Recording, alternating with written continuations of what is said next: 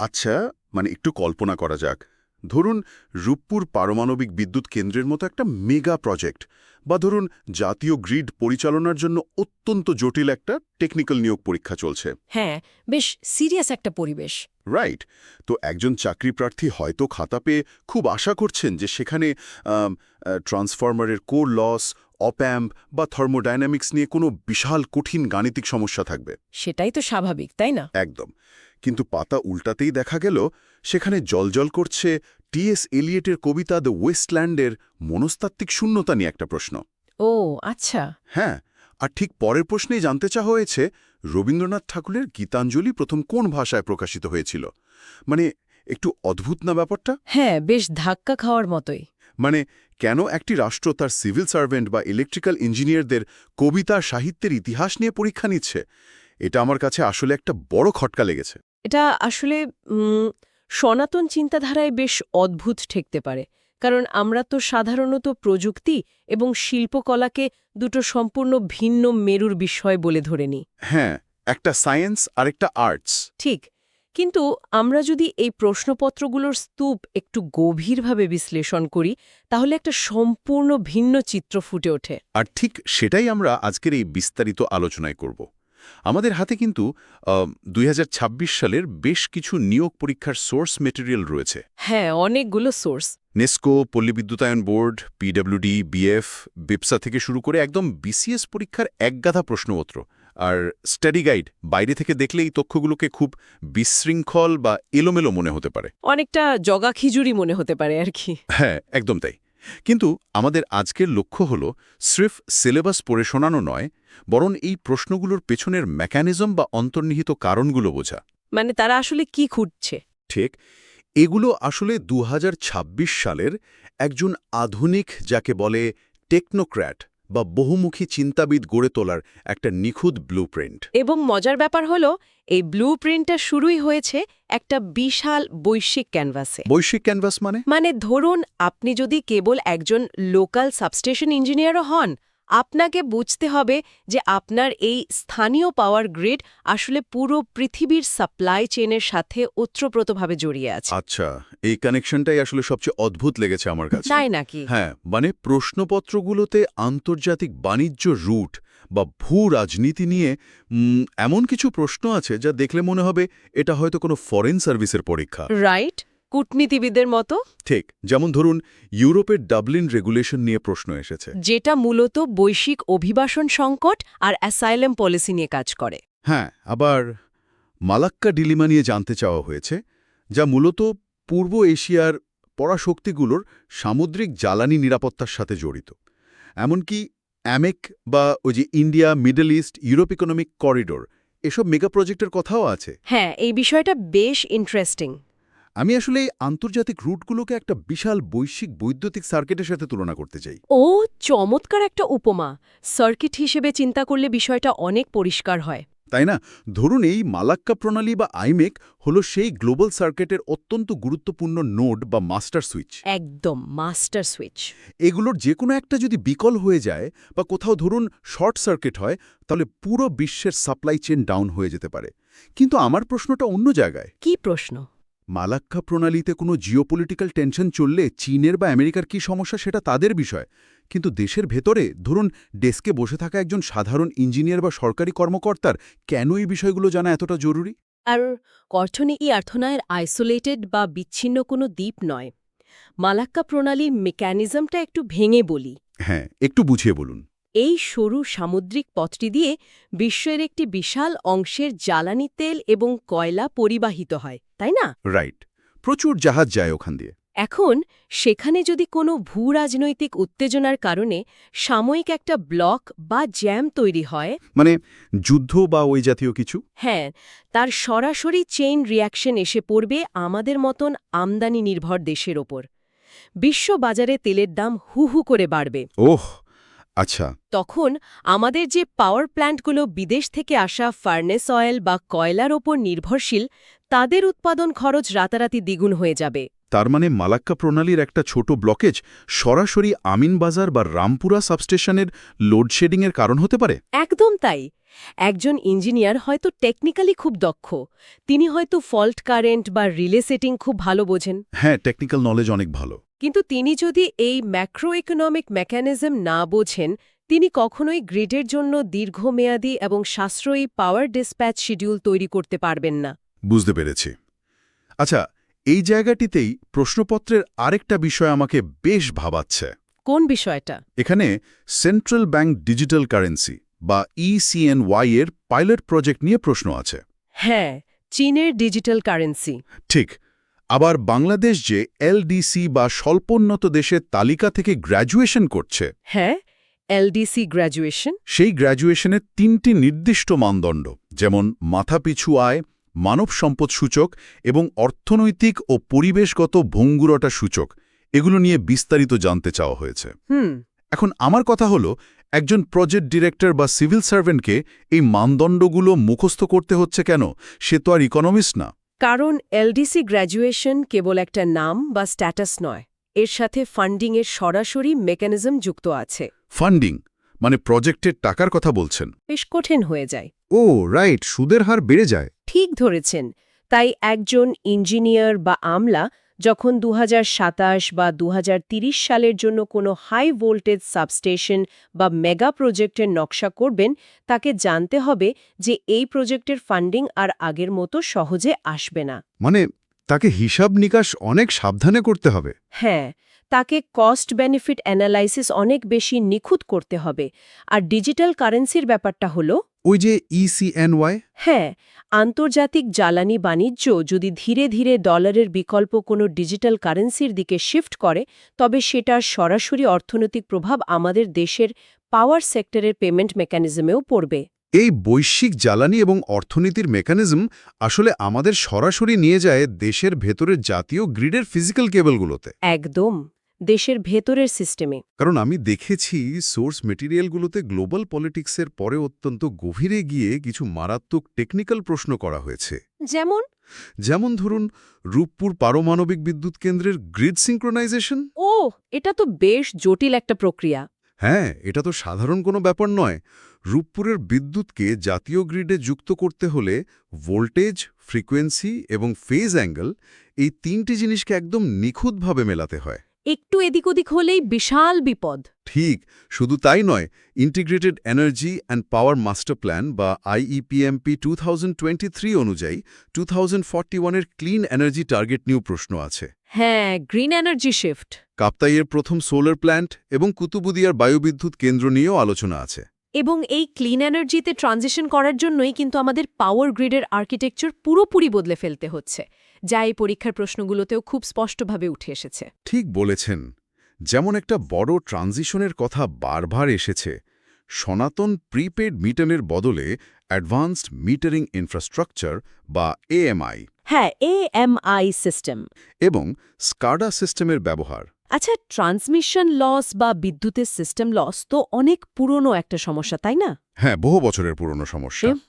আগে আমরা জানতাম তারের রেজিস্ট্যান্স কমালে বা ভালো কন্ডাক্টর ব্যবহার করলে লস কমে, কিন্তু এখন দেখছি প্রশ্নপত্রে ট্রান্সমিশন লস কমানোর জন্য স্কাডা এবং ডেটা রেট নিয়ে গাণিতিক সমস্যা দেয়া হচ্ছে। এই পরিবর্তনটা বোঝা কিন্তু খুব জরুরি। আগে আমাদের পাওয়ার গ্রিড ছিল অনেকটা মেগাফোনের মতো। মেগাফোন মানে শুধু একদিক থেকে সাউন্ড যায়? ঠিক তাই, শুধু উৎপাদন কেন্দ্র থেকে একদিকে বিদ্যুৎ প্রবাহিত হতো আর গ্রাহক সেটা ব্যবহার করত। One way traffic. কিন্তু আধুনিক স্মার্ট গ্রিড বা AMI কোনো মেগাফোন নয়, এটি হলো একটা বিশাল বায়োলজিক্যাল নার্ভাস সিস্টেম বা স্নায়ুতন্ত্রের মতো। Biological nervous system? বিষয়টা একটু খুলে বলবেন? ধরুন, আপনার শরীরের কোথাও ব্যথা পেলে স্নায়ু যেমন সাথে সাথে মস্তিষ্কে সিগন্যাল পাঠায়, হ্যাঁ, রিফ্লেক্স অ্যাকশন। ঠিক তেমনি স্ক্যাডা সিস্টেমে লাগানো হাজার হাজার সেন্সর রিয়েল টাইমে গ্রিডের ভোল্টেজ এবং কারেন্টের ডেটা কন্ট্রোল রুমে পাঠাতে থাকে। ও আচ্ছা। এখানে শুধু বিদ্যুৎ প্রবাহিত হয় না, বিদ্যুতের চেয়েও দ্রুত গতিতে ডেটা বা তথ্য প্রবাহিত হয়। এই কারণেই কি প্রশ্নপত্রে সিগন্যাল টু নয়েজ রেশিও বা SNR এবং ডিজিটাল কমিউনিকেশন নিয়ে এত কঠিন সব অঙ্ক দেওয়া হয়েছে? হ্যাঁ, একদম। মানে একজন ইলেকট্রিক্যাল ইঞ্জিনিয়ারকে এখন পিওর কমিউনিকেশন ইঞ্জিনিয়ারিংয়ের ডেটা রেট নিয়ে মাথা ঘামাতে হচ্ছে? মেকানিজমটা একটু চিন্তা করুন।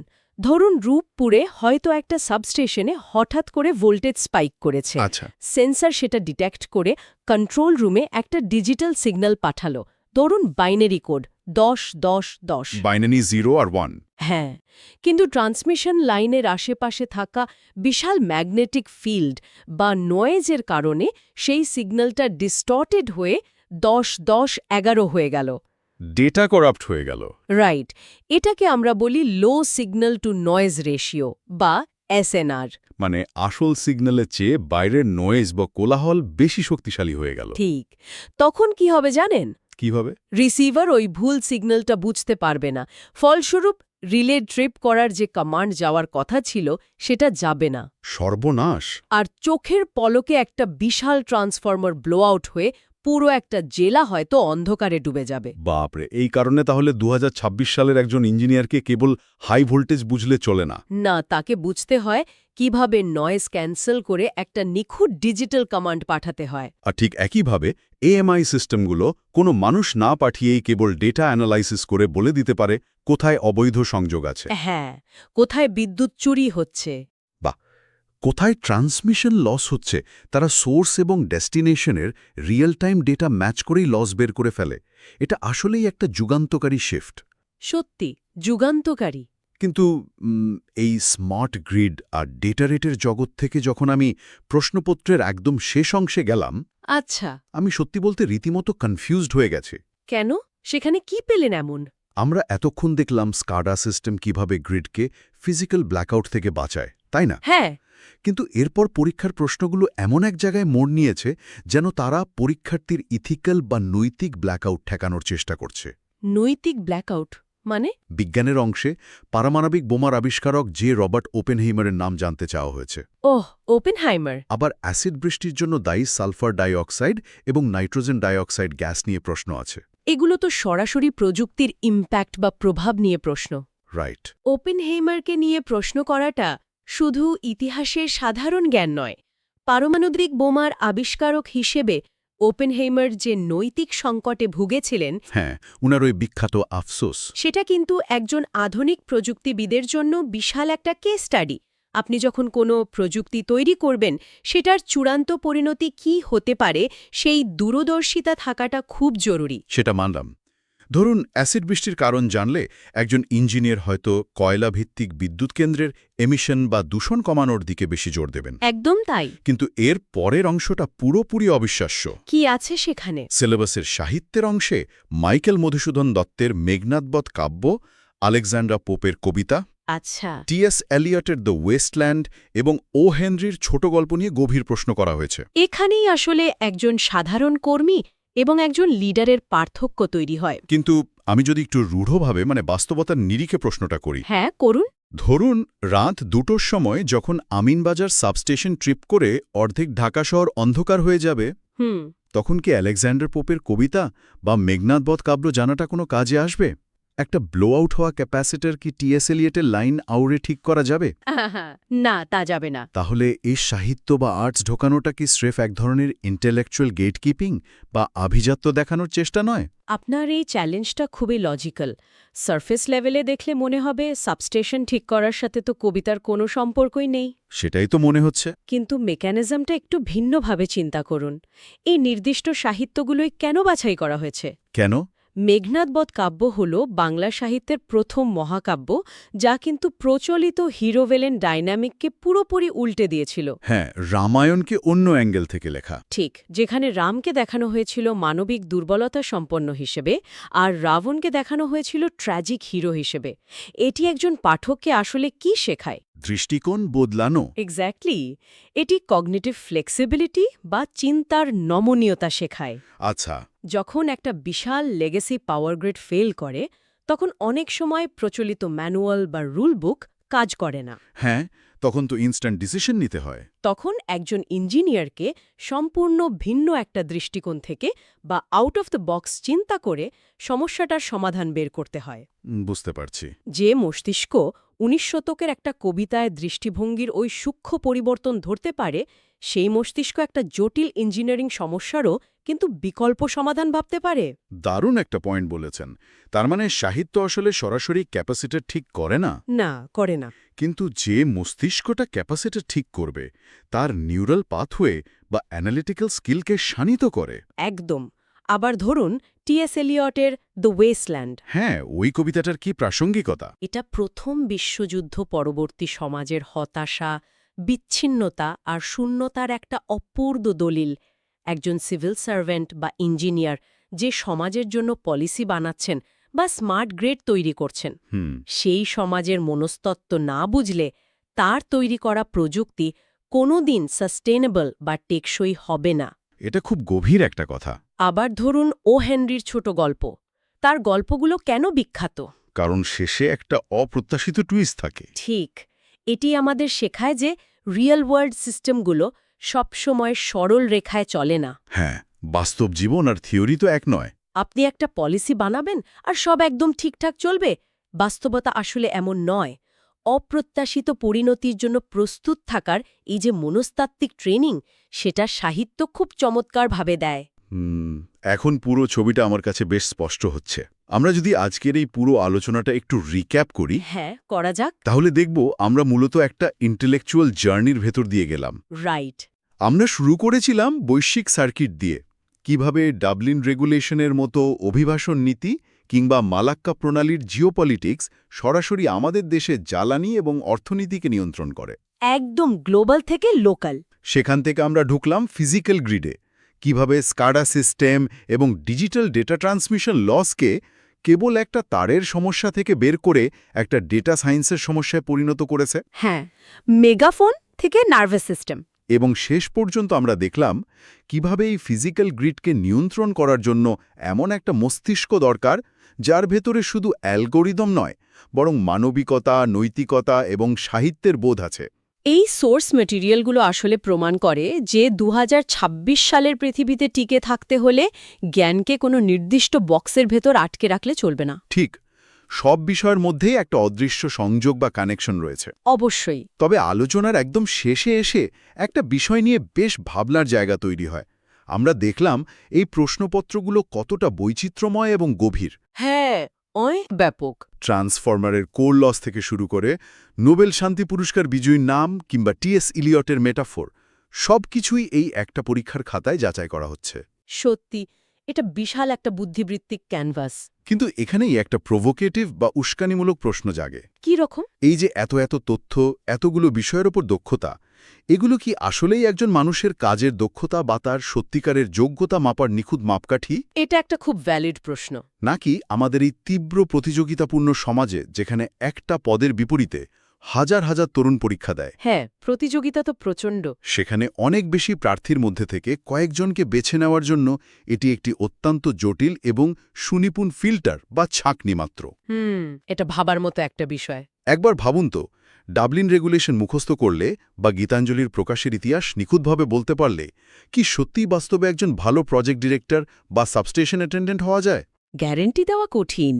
নাকি এটা সেই আধুনিক টেকনোক্র্যাট তৈরির সুন্দর বুলির আড়ালে এক ধরনের নির্মম এলিমিনেশন গেম, যা শুধু ক্যান্ডিডেটদের বাতিল করার জন্যে এতটা কঠিন করা হয়েছে?